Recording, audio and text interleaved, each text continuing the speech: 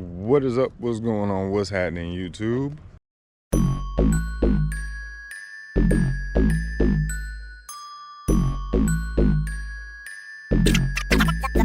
The Mechanics.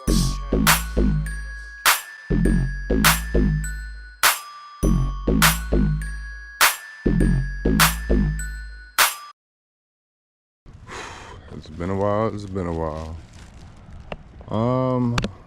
I think we're gonna go with the 2 spin rods. So, can't already tell. The RSX is black,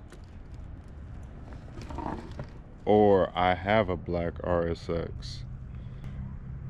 Let's get into it.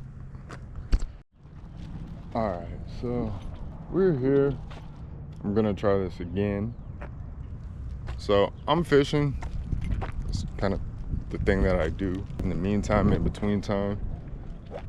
It's more or less been the outside jazz, or the other thing other than hosting the bike stuff.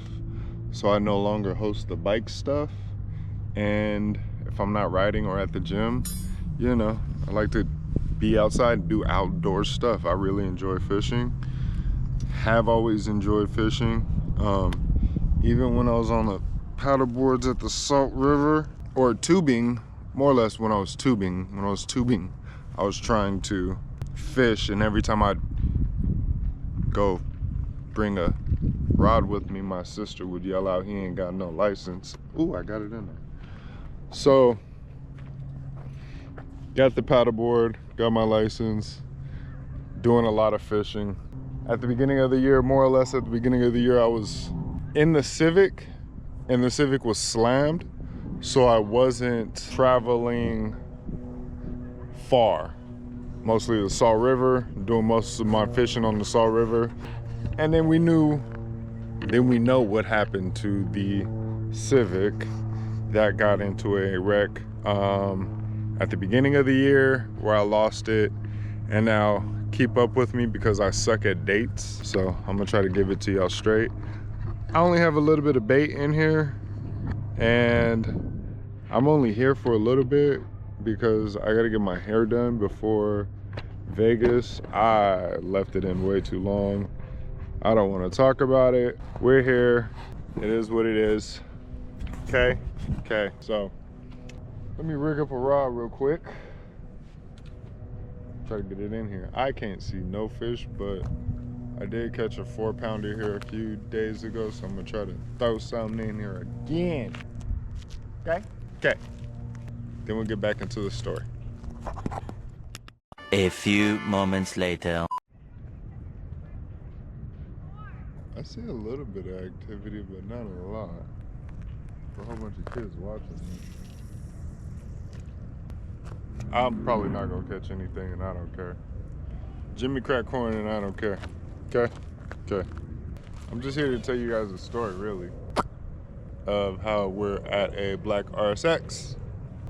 Still a Type S, mind you.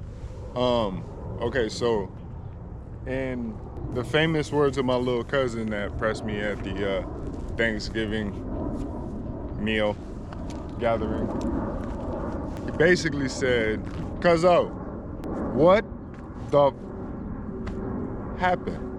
So, as you guys know, I'm gonna keep it 100 with you and try to give you all the dates and facts. This is December 2nd. After this, I gotta go pay rent. This happened July 26th, midsummer.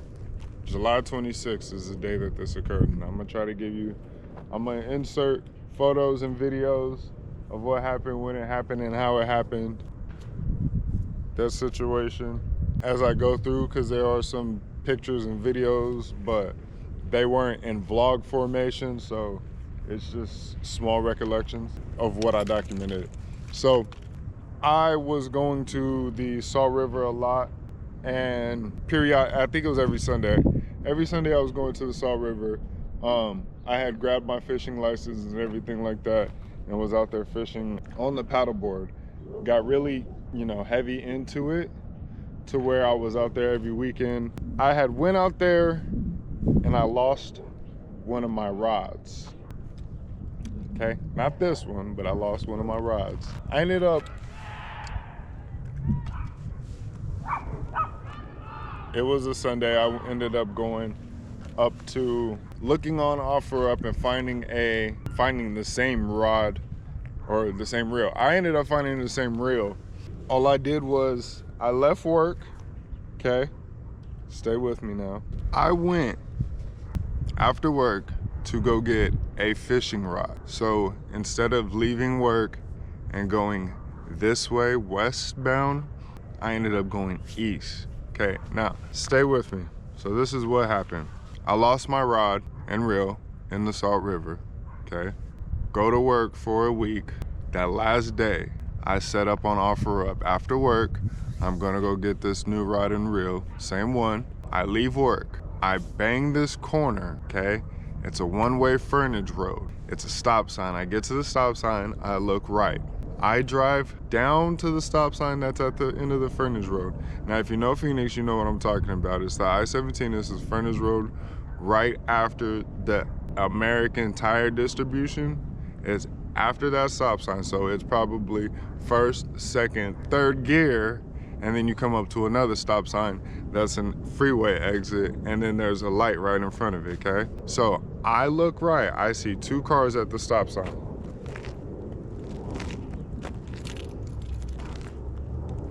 What do? I bang first, second, third gear. I see that the light is green. These cars should have left already, okay? They don't leave. I get up to the bumper of the car that's behind the one at the stop sign, and they proceed to go. That car scoots up, but doesn't come to the green light. He just stops. The car in front of him turned. So he scoots up just far enough for me to come to the stop sign and go around him. The light is still green. So I go through the green light. Now I'm pacing the 17's traffic. I look up, I see a semi truck. I start pacing the semi truck. He's going about 30 miles an hour. Cool, I go about 30 miles an hour. I look behind me to see where Goofy's at that was sitting at the stop sign. No quicker than I can look in my rearview mirror. All I could do was look and then brace for impact. Dude had got up to probably about 65 miles an hour. He was about to merge on the freeway, smacked me.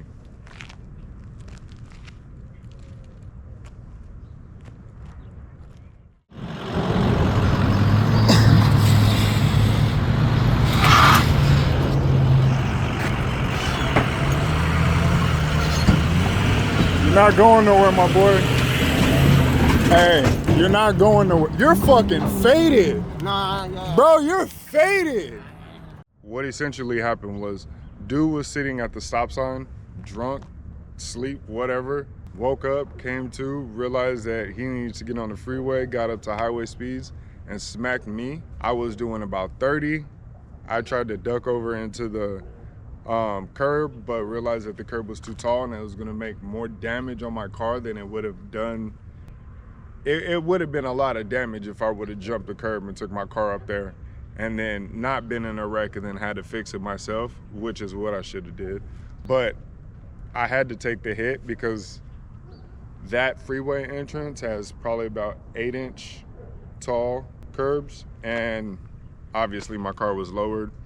My car was lowered, but it was functional for me to get to fishing locations off-road. And then I'll insert another photo right here so you guys see. But with this being said, that was my thing. That's what I was doing. Fishing and off-roading with the RSX, that car was built for what it was made for, and it was handling itself very well. And unfortunately, I lost it due to someone else's negligence. He did blow a 1.9, which is twice the Arizona legal limit. So he got arrested, he got locked up, he got taken out of there. As you can see in the video, I recognized that he was impaired. And something in my mind told me that he wasn't insured, so I should just light him up. But if you notice, I kind of dropped the phone and kind of calmed down and gathered myself and just, you know, be an adult, let the process work itself out. And I'll tell you how the process works itself out in a moment. But in that moment, I was just hoping that he was insured. I was hoping that the process worked in my favor, because after the Civic, after the TSX, you know, it's been a Herrick couple of years, couple of last cars, and I was just hoping that it would work itself out. My mom recently got into a wreck, and her thing panned out, I would say, in her favor-ish, only because she really didn't care about the car that she had previously, and she kind of needed a new car, and it was kind of something that fell in line for her. I will tell you why it doesn't pan out for everybody, and it didn't in a second. So now, as most of you guys know, when I got the other RSX, I had went through, I'm a cars guys guy. Only some of y'all will understand what that means. The rest of you guys are gonna be like, what the hell is he talking about? Anyways, so when I lost the Civic, remind you guys that it wasn't the car that I really wanted, it was the car that I had. Then I had that period of figuring out how that process works. See, I got excited because I was hitting my line. I had a period of about 2 months, I think, or I can't remember. It was a little bit of time of me getting a ride with my mom, and you know, the depression of just being in that state. Not it being my fault, just being in that state. Anyways, getting out of that state, working to get out of that state, realizing that I had some potential, finding the potential, overcoming the potential, acquiring the necessary tools to get what I want, prove to myself again that I am capable, and then acquiring said item. And not only acquiring said item from a personal friend, which is, to me, I think, you know, the underdog story that you want to hear about or whatever. That RSX to me was perfect. The situation was perfect, the story was perfect, how it was handled was perfect, it ran perfect, the suspension felt perfect. I loved it. It was a new color, it was a start over. And at that moment in time, everything just felt in line.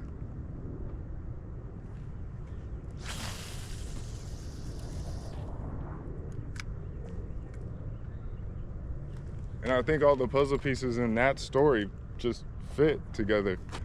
Unfortunately, that day after work, I was struck by a drunk driver.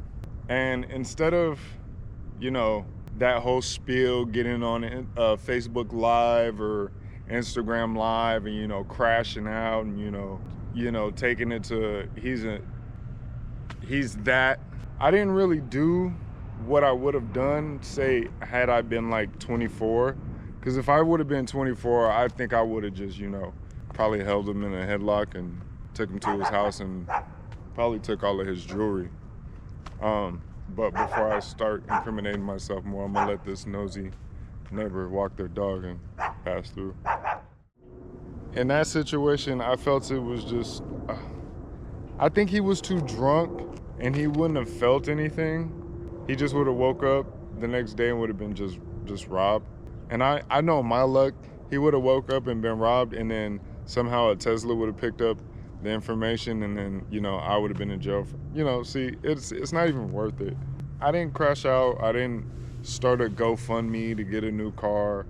I don't think that that's how an adult would handle the situation. It's a lot of ways the situation could work itself out, as in my case. So let's let this nosy neighbor finish walking by. I love that. It looks like she only walks her dog anytime somebody comes over here and fish. It don't look like she walks very much at all, since the dog doing most of the walking. Anyways, I didn't crash out. I let the situation play out and pan out how it should have. Somebody else called the cops. Somebody else that was right there called the cops immediately when it happened. So when I was cooling off and after the video, the cops did pull up. And they did end up arresting the dude after a sobriety test. He walked to the corner. Me and another guy, a witness, I was standing right there. We had watched him walk to the corner, basically fleeing the scene. Dude had told me he'd give me like, I was like, bro, you couldn't even give me 10,000 for this to be okay. And that's when he started, walking to the corner and started calling people. He ended up calling his cousin. Cops came, did the thing, gave me my papers, told me where my car was gonna go, told me that the insurance is gonna wanna get my car out of impound faster, so take my car to impound so they can get my car out of impound faster so they don't have to pay that fee. I said okay, because I can, get it back to my house and put it in my garage, unfortunately again, and it can be there so I don't have to pay it, because in my mind, everything right now that's about to happen is out of pocket. I called my mom like 30 times, she didn't answer. Dude ends up getting arrested. Finally got in touch with my mom. She ended up coming, grabbing me. My car went to the impound yard. I was bummed, to say the least. I just lost a car that took me, it's December 2nd, and I'm still paying off the silver car. And that's a car that you're not supposed to be making payments on. I'm making payments to myself, but it's still a car that you shouldn't be making payments on. Yeah. I think my bread fell off. Nice pack. Watch it fall off.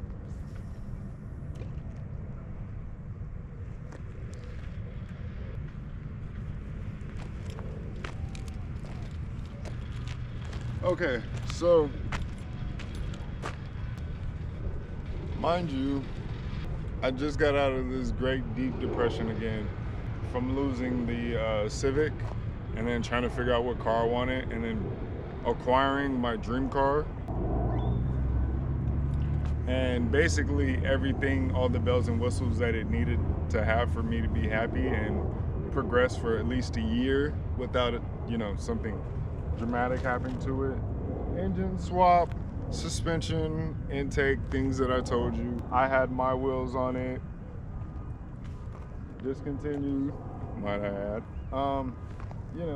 Things of this nature that was just, to me, was, when I got it, I was so ecstatic that I was too overwhelmed when I lost it, if that makes sense. So that's how to explain it to somebody in layman's terms. But to car guys, it basically means you can't put a value on that kind of item because of the sentimental the story has to bring to it. So I'm just giving you guys a rough number. In reality, it's a $10,000 car, insurance would say. Me personally, you could have given me $25,000 to rectify the situation of me losing the car that I got from my homie after that whole process of those, how that happened. You couldn't give me 25 racks and be like, okay, go get another one, it's all good, right? No, because that was my first one. That was my first RSX. So again, me saying that all my cars, something happens to all my cars, and then me being in a situation where I have to get another car again and end up getting another car, I had to get a different color car, one, and then two, I already know that I'm gonna have that situation where when I come back with the car, people are gonna ask me, did they just fix it? And I didn't want that. So I came with a whole different color. It just so happened to be that the only color that I really preferred was black, which, again, sucks. So to be truthful, this part I'm gonna try to make real quick. So what ended up happening was I ended up getting Lerner and Rowe. And I was following the bus that had their picture on it. I got Lerner and Rowe. Lerner and Rowe were the ones that got my mom in her situation. So I figured, why not go with somebody who just represented my mom like a year ago? If possible, why not get the same people who represented her to represent me? She gave, you know, 2 thumbs up. I said, okay, I'll go ahead and choose them. So immediately I went to the hospital. She took me to the hospital. She said, don't worry, they'll pay for it, or insurance will pay for it. I did that. The next morning I called Lerner and Rowe. Lerner and Rowe put me in touch with their team representative that approves the case or doesn't approve the case. They patched me over and basically approved me within, you know, I think it was in a couple of hours, because basically it's a clear-cut case. I think so, and I'm pretty sure the first 2 people I talked to thought so. I got hit by a drunk driver. I got rear-ended. He's in jail. Let's get this process done and over with. So, in reality, if I didn't have no one to call, I would have been stuck at that moment from there on out. Monday comes, I don't get to work, I lose everything. Fortunately, I did have somebody that I can lean on, and that situation was able to work itself out. So during this time, I got in touch with my representative from Lerner and Rowe. They basically told me what they were doing was representing me for injuries and bodily harm. Yeah, injuries and bodily harm, and then pain and suffering, or something like that. I think it was pain and suffering and bodily harm. His specific words. Sign the paper, basically ship it off saying that, you know, it's all good, represent me, yada, yada, yada. Okay, so I go through this process where I have to go through physical therapy and I have to get MRIs. I do have to go provide information on what actually happened to my body and not just say that, you know, this hurts, that hurts, this hurts. So I'm trying to get over the terms that I'm back in the situation where I'm getting a ride to work every day. I don't have no freedom. That I basically stuck. I start going to my physical therapy. I'm getting rides, I'm getting shoveled around. I haven't talked to my attorney but one time. A couple of weeks go by. My car is in the impound, okay? Immediately after it gets hit, I think it's a Saturday. Yeah, it gets hit on a Saturday. I go call them on Monday and say, can I grab my things? They say, yes, come in tomorrow on Tuesday, grab your things. I went in there on Tuesday to grab my things, and they had told me that the dude that hit me had already tried to come and pick up his stuff on Monday. So this is the last rodeo, last tango. Ain't this old boy's truck? Yes, this is old boy's truck. This is the damage that he sustained to his whip. He clapped. Oh my God.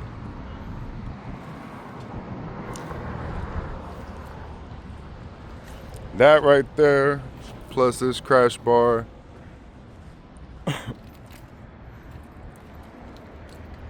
Oh. I'm so damn hurt right now. That's crazy. That's crazy.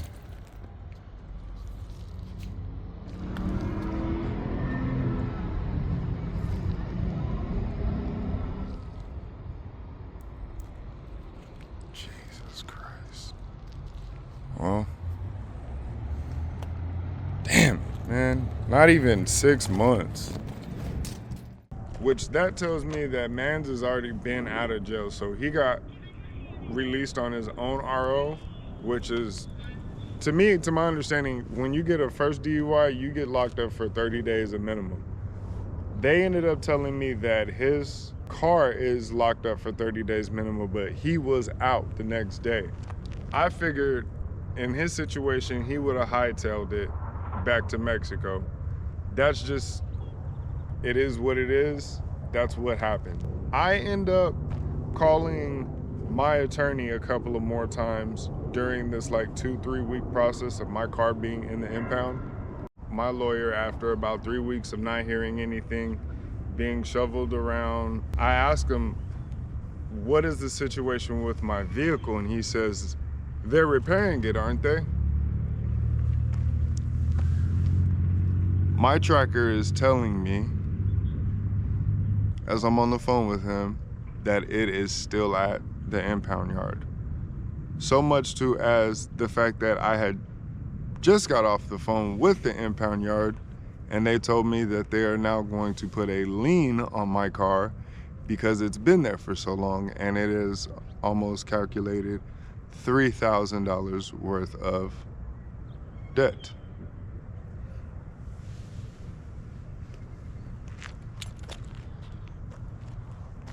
Bernardo got his car and took off back to Mexico, is what I'm understanding, at 3 weeks into this.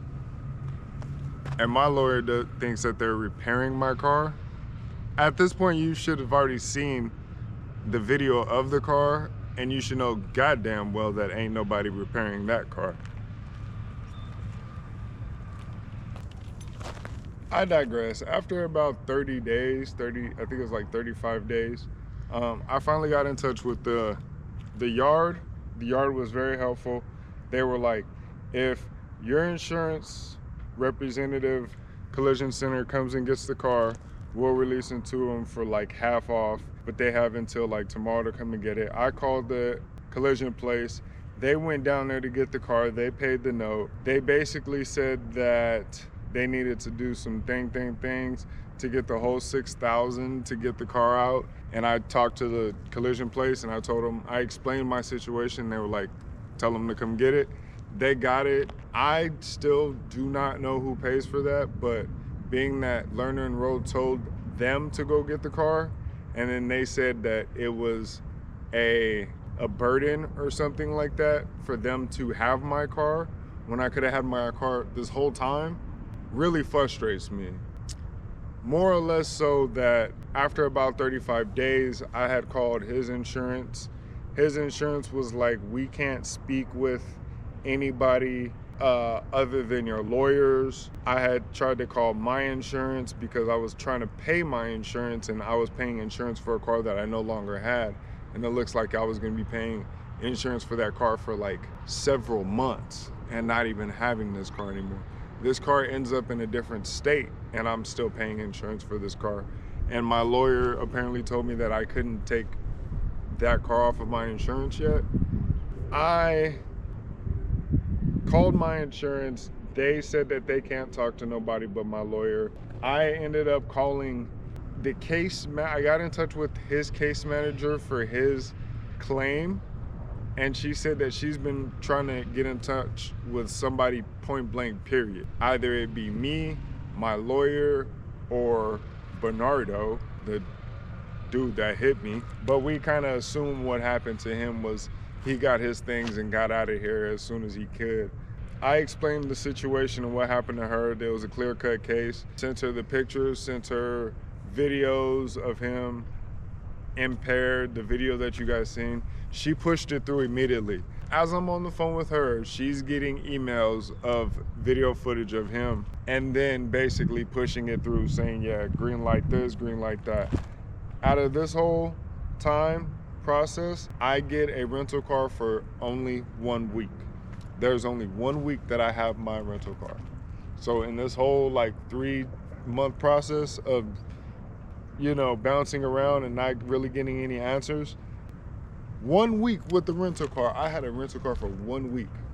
And even for that week, I was scared as hell because I didn't know who was gonna pay for that. But they ended up making me an offer for my car, which again, wasn't what I wanted.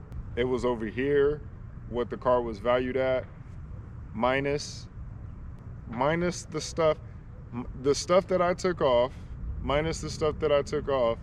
but above, like, it's supposed to have leather seats, but we all know leather seats crack and the cloth seats mint are worth more.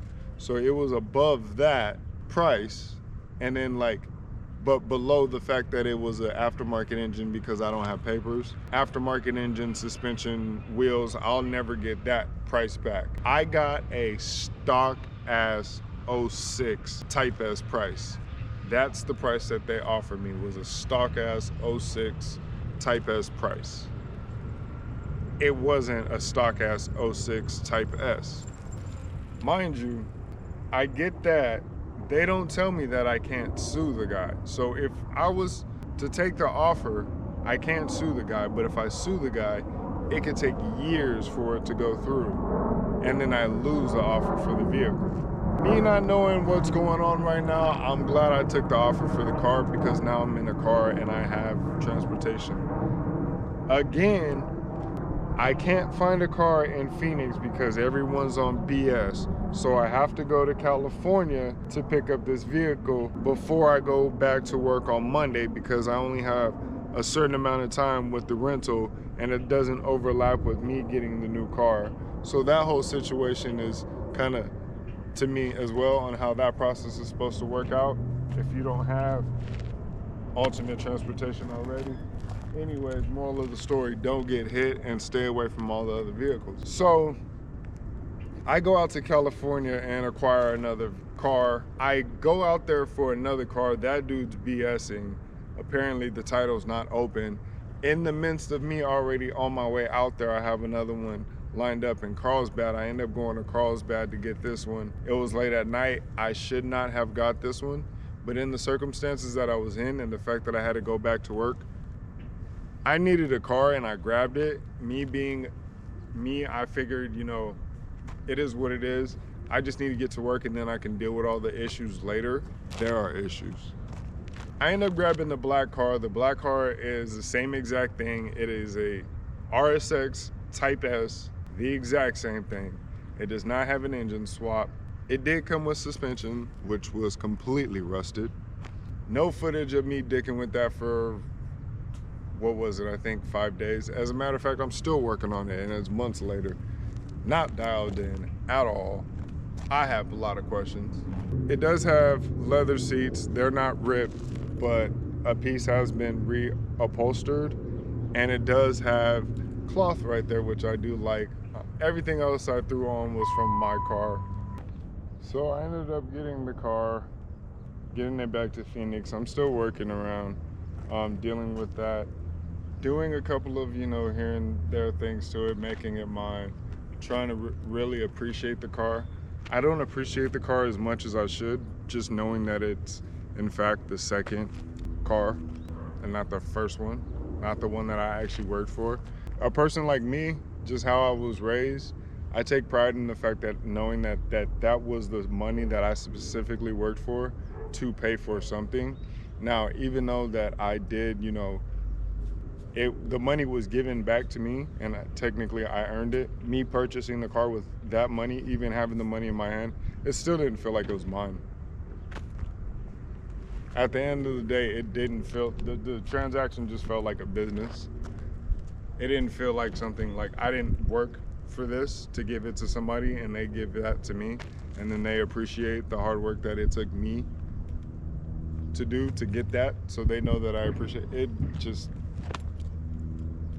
it didn't feel the same to me, if that makes sense. You know, still trying to bounce back from the silver RSX. It is cool that, you know, I'm in another RSX. It doesn't feel the same. It doesn't look the same. It kind of more or less looks like the Civic and the TSX more than it does the silver RSX. And I kind of have a thing for that color. When I was, you know, going through that dramatic, you know, situation of trying to figure out which one I wanted, that color really grew back on me to where I had planned out. So life goes on. I'm still going to physical therapy. I'm still dealing with this. I've went and done my MRIs. It's still in the back of my mind that this is, you know, I'm taking off of work. I'm missing overtime. My peak season peaks and I have no vehicle to get to. You know, things like this. I'm wondering if this is all being taken into consideration for pain and suffering. It's not. Don't worry about it, you'll never get it back. If you work for a place like Amazon where you're just a number, you'll get released, you'll get let go. for someone who's a lot less like if I was doing this and I had moved to like Vegas and I was doing this by myself, yeah, I'd be one of the homeless people within months because I got hit by another drunk driver. Probably how it could unfold.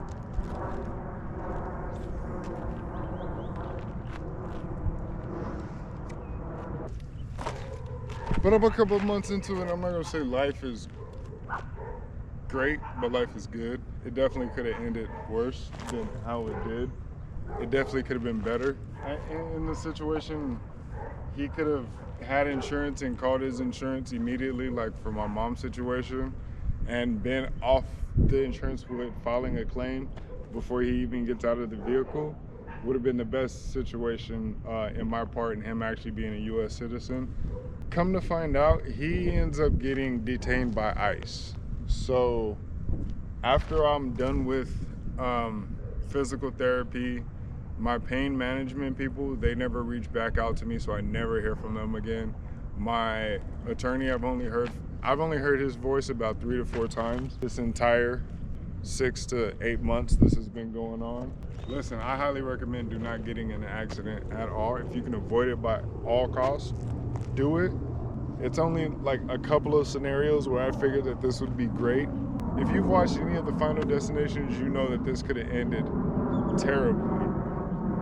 Fortunately, it ended good because I kind of anticipated and, like shifted my, car to the side of so when I braced for impact, how it would impact. But we all know a lug nut could have. Yeah, I honestly highly recommend do not getting into a car accident unless you have another car and it's, I don't know. 3 situations I've been in, and the first person, the car was insured, the lady was not insured, so they still hung up on me. I would have had to go after my insurance, and then when I would have tried to reinsure another car, they would have kicked me off of their policy, but I'm a premium member. With the Civic, same situation happened. They claimed that I was at fault because I did not give a statement. They didn't come to my house and look at my car. They just paid out the person and basically said that I hit both parties. But again, no investigation was done. Nobody sent pictures, nothing. They just went off of something. 2 months later, I went to pay my insurance and both people were paid out. This situation, the dude was insured. He did have a valid Arizona license, but ICE has him. So 6 months down the road, the state is pressing charges against him, and he's in ICE detention and he can't be pulled out of ICE detention and tried by Arizona. So it is what it is at this point. The whole situation, that's the end of it. Like, there's nothing you can do. You can't sue the guy. You can't go to court. You can't do nothing because there is nobody else basically there at this point. Yeah, so that's where I'm at, and that's how I got here. I highly do not recommend Christina Garza or Greg something at Lerner and Rowe. Absolutely not. They fumbled this one for me. I had a little bit of faith in the system and they completely dropped that one. And to my understanding, the knowledge that I've gained is unless you lose a body limb and that person is there with you the whole way, you're gonna lose. Like, don't expect millions. Don't expect millions. Try to get back on your feet after you get hit by somebody else. That's all I can recommend is try to get back on your feet. Because the simple fact that you get hit at noon, you don't even know how you're going to make it to your original plans for night. How are you gonna, you get hit at noon, how are you gonna get to your bed?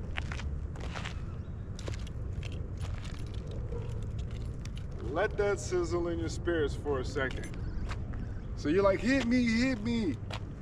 guess what? Then you get hit, then your car gets impounded, and then you don't have no way to make it to your bed that night. You can't even wash your ass that night. Unless you have somebody that's down to come get you and cater to you for the next 4, 5, 6, 7 months, just in case something happens. Because Lurnell Road, the way to go, they definitely fumbled this one for me. Who would I recommend? I would recommend you stay your ass at home and not get hit. Put your car away, never let it see light. Live your life if you like your car. If you don't like your car, go ahead, get hit. I don't care, hit somebody, but just don't hit me. Please, respectfully.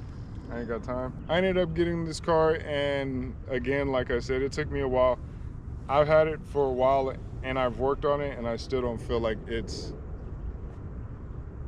so that's basically why I haven't done it. But I'm working at it. So that's the situation I'm in. That's why I have this RSX. It's still dreams and goals that need to be met. They're just a lot further down. I'm last month of paying off the other RSX, and then I get to actually boogie with this RSX. As far as Lerner and Rowe goes, they could, because this is an embarrassment. I've been hearing your guys' commercial my whole life, 30 years. Whole life. And I never go to Raffi. I never go to Top Dog. I went to Lerner and Rowe. I should have went to the Eagle. But Lerner and Rowe, yeah, I'll drop this one. This is a complete fumble. They let me down completely. All I want to do is fish, go to the gym, pay my bills on time. And that is a huge challenge when you get rear-ended by somebody else. Things have kind of been normal, more or less to say. The last couple of weeks, I've been trying to, you know, move around, do what I can. I don't like the suspension that's on the car now. The TN suspension floated. That was one of the things that irked my nerves so much, is that I lost that and got that. But it was what was available. So I'm not gonna try to keep you guys any much more longer. Like I said, fuck with me or to me, because you know, at this point, you already know I'm doing this with basically nothing in my pocket, just trying to, you know, enjoy things. I'm not out here asking or begging for money.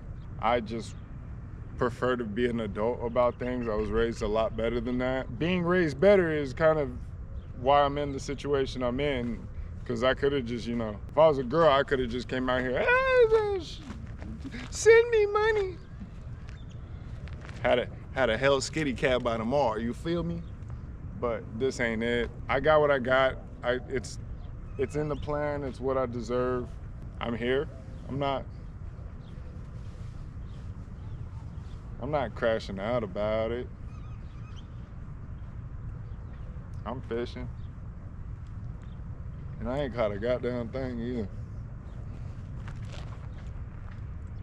I'm making this video basically to get y'all caught up. It's gonna be a little combination of the last video and the last video I recorded in the other car, and then this video a couple of days before it was rear-ended, and then probably this video, and then we're just gonna take off from here. Yeah, I know y'all probably ain't heard it in a while. Like, comment, subscribe, come back. If not, whatever. I don't care. I'm not getting paid by this. As y'all can tell, I'm not. YouTube views, that ain't gonna do nothing for me. To the 2 people that actually asked me, how come I haven't been making no content? Here you go. I'm about to sit in front of the computer for probably about like 4 hours explaining this. Y'all be good. Y'all be safe out there. Don't crash. Don't get into any situations. Don't bring the law into your life unless you have to. Stay away from it. Wash your ass at night and sleep in your own bed. It is amazing. This being said, peace. I'm gone.